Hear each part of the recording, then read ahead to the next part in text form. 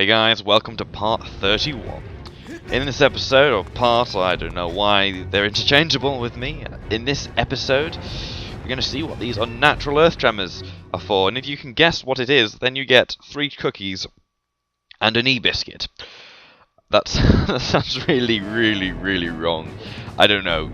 Obviously you don't, because we haven't yet invented the ability to send physical items through the interwebs. I don't know what I'm talking about.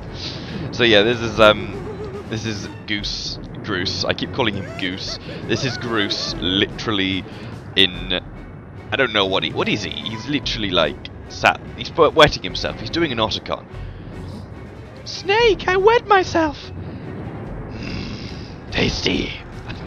I don't know anything about that. So yeah, the one thing I said that was really good about this game is you never ever need to suffer from fall damage again, because you have your little sail, which is really not, like, it's really good because fall damage, I don't know, sometimes it can just be pissing annoying. It's just damage you don't need to sustain. Anyway, this time we didn't get here in time to seal the seal. To seal the seal. Really?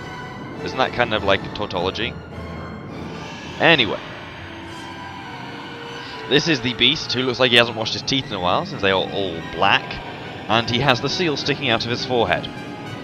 Let's play the wonderful Legend of Zelda game of where shall we attack? Okay, so yeah, the seal's broken, and means we now must defeat this creature. So, start by attacking its wonderfully plushy toes. Like, literally, I'm surprised they haven't made a plushie of this guy. And stay away from those electric. They're actually are the most annoying part. I think it's caused by the back toes. When he has any toes, the electricity does that. So stay clear of any foot and feet waves. But most importantly, try not to get behind him. If you get behind him, it's really difficult to get in front, and especially later on in the game. This boss isn't. What am I trying to say? Get your words out. This boss has a lot of annoyances. But luckily we won't face most of them now. Wii Motion Plus also has some annoyances when you're trying to attack him quickly. But anyway, you basically just have to slam it into his head and he'll go like motoring along. But the best thing to do with that one is go to the center Wind Geisha, or whatever you want to, I don't know what they're called. And then you can land on its back, which is quite fun to do, and then you can like have another slash in. But sadly, is the cutscene will make you land forcibly, so it's not always the best thing to do. Look at his little toes bobbling. It's so pathetic. Like, he's not... Oh, no. You can land on top of him, and that makes it fun, but make sure... Like, basically, the idea of this fight is to knock off his toes. He falls back. You hit him, then he zooms up a little bit. So you've got to remember that you do not want him to get to the top, otherwise it's game over. He destroys the temple. If he destroys the temple, it pretty much is game over. There are a number of reasons why that is, and... that's why... yeah. That's why I think sod it. It's not worth doing that again. But yeah, like, it's very easy for him to deal so much damage and knock you so far back with that electricity thing. And it's really infuriating. Like, you can jump over it or take a little hop, but it's often, most of the time, it just hits you anyway. In case you can't tell, I'm not a huge fan of this boss, and you will soon see why. Well, I guess it will be soon. In a bit. I forget how this game goes. Brilliant grammar. This game goes from now on. Sometimes it's really hard to get that right angle to really slam it up. Well, there we go. I think 3 is the magic number in this fight, as it is with most Zelda games. Once again, picking up the melons of pure stamina. Always something to have. I love the way the stamina doesn't, affect when you're literally grabbing hold of your dear life. Yeah, look how far he goes up here. Like, he's nearly at the top, and this is only the first time we fight him. I really think it's infuriating. And he lands probably without hurting me. I don't think it hurts you in the cutscenes.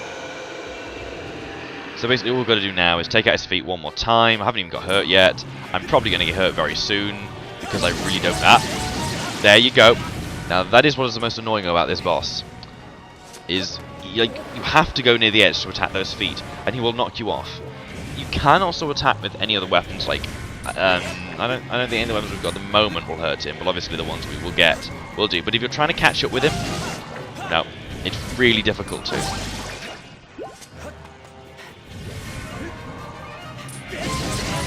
Ugh. This is where you start losing a lot of health. I mean, he gets very... You can't even run past him. Because he's both feet are constant... Yeah. So, what do you have to do? Just about time it right. I mean, that's more luck than actual any form of skill. And that's why I find it annoying. Oh yeah, this is where he's going to pull himself up the mountainside. Like, actually claw himself up. So, you should really... Was this at the toe? Oh, there it is. Finally, he was nearly at the top there.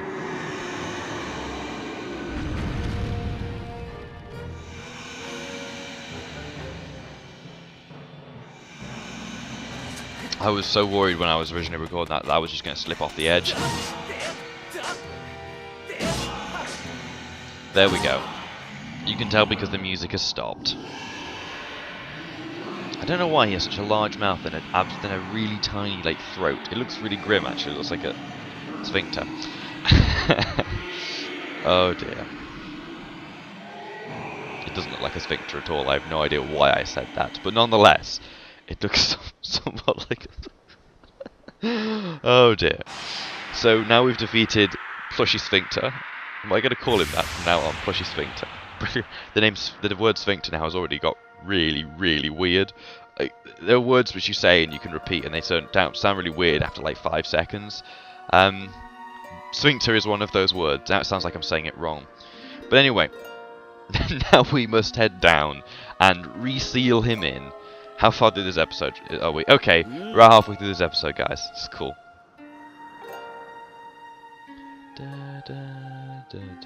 Yeah, the music here is a really off-key version of the actual main theme, we shall hear at the end of this episode, because it's back.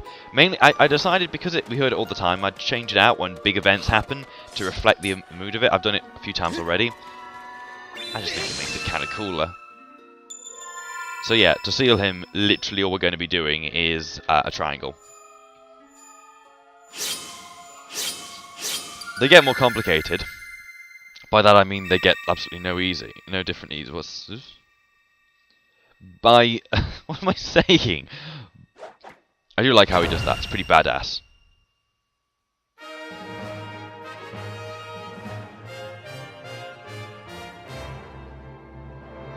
And it's those little jingles which make you feel heroic because they're actually orchestrated. Like when the Imprisoned originally appeared, I was like, wow, that's cool. We're going to give Bruce a silly voice.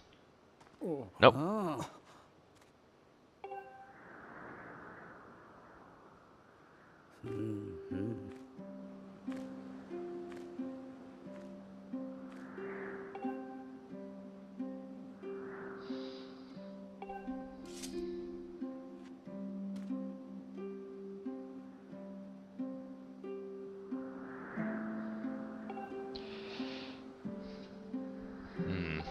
That's a bit difficult.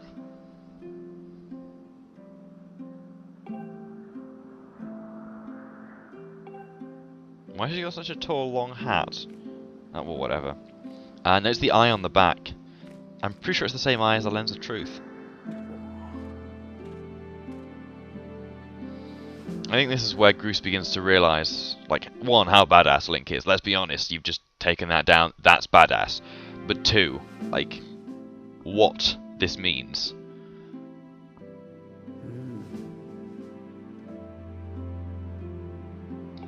Oh dear. Oh, we might be able to do a Skyward strike. Let's give it a go. Oh.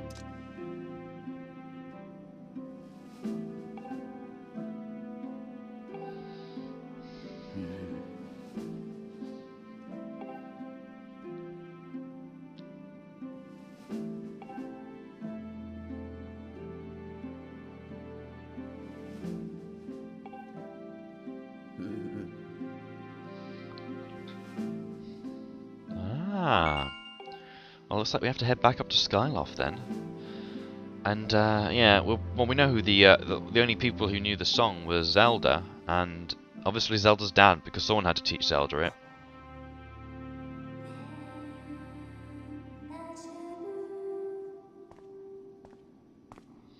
He's gonna goose me now. Nope, he's not.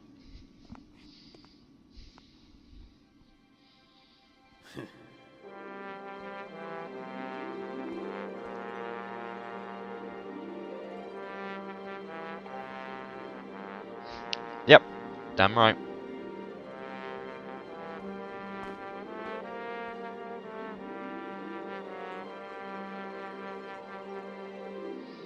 You don't realise how much that's going to give him in terms of ego.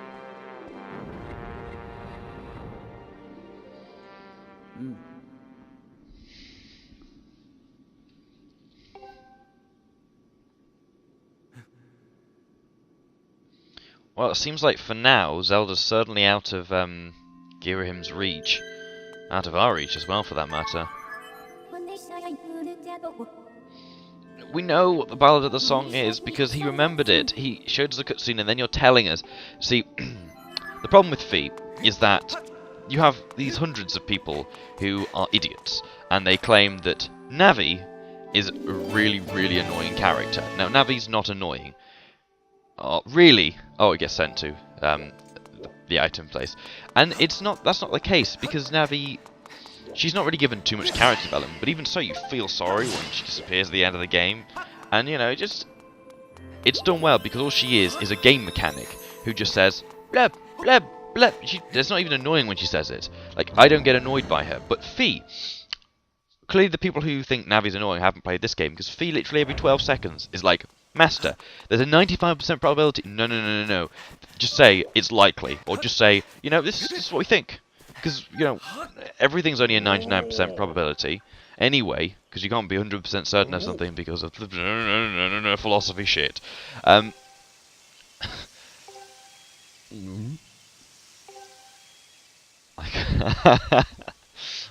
dear. I do like this guy. I know I said in the last episode that I didn't like him. I do like him. He's kind of eloquent. But yeah, if you see a bunch of 3 butterflies, play your butterfly horn. Your heart by me. It will awaken one of these, the Shikia stones, and they will give you a treasure. Every time you unlock one of them, they give you a treasure. Most of the time, it's dark crystals, which is good because it's really difficult to find those. There we go. He reappeared with a boing noise. Oh yeah. I'm pretty sure these were invented in Ocarina of Time, and they would tell you the time unless you wore a certain mask. In which case, no, they would. And then they would tell you secrets. And then in Majora's Mask, I think they did a bit more than that. With a certain mask, they did other things. Also, if you throw a bomb at them, they'd literally take off. They'd like, I think, do they do it in this game as well? Like you throw a bomb at them, and they just shoot off into the sky. Anyway, we head back to another place because there's a piece of heart we can get now. We've got bombs. Yay! Yay! Yay! I remembered to do it, and I thought we'd cut here. This is where the episode starts getting a lot of really messy. Like, there was about 20 minutes at the end of this episode I cut again, because it was bullshit. So, piece of heart. I apologise if I was trying to say something, and halfway through, like, I stopped. Anyway, one thing you want to do is knock down these, and then get Deku Hornets. You can get so many of these, but they're really important for base potions, and to level them up, so literally go catch as many of them as possible. But also, if you can find a nest which falls on the ground, it can also give you a treasure called a Deku nest, I think. There we go. Sometimes it's a bit finicky, the whole heart thing. But another guy. And he gives us a jelly blob. Which doesn't even make a noise, doesn't even register when picked up. Yeah, this is the one thing I do like and dislike about this game. Alright, so you shoot another one down. There's the hornet nest. But what I don't like about this game, and also Twilight Princess... Oh, what's happening here? Oh, okay, we're back into Skyloft. And is how, when you pick up an item, it goes da-da-da-da, and then shows you in your map that you've got. It's like, no, I don't want to see that. Anyway, we're back up in Skyloft, just doing some maintenance. We're going to upgrade the shield to the final... Well, we're going to look at what we can upgrade, I should say. The shield, we need a few monster claws. We can go grind for them. I'd highly recommend you do that, but to get some dusk relics, we need to go into do something later on. I'd highly recommend you upgrade your your beetle just to become faster. And then the next one is endurance, so it'll go for a lot longer. Ha! And also faster. The perverts among you, / people who notice really simple. I don't know what am I doing with that one. Okay, so yeah, to upgrade your slingshot to a scatter shot, there are some things we need from like next episode. So we'll see about getting those then. You can only get them in certain places, and they're really hard to find actually. Okay, so with all that, I'm going to bid you farewell and see you in the next episode of Let's Play Legend of Zelda Skyward Sword. Take care, guys. Bye bye.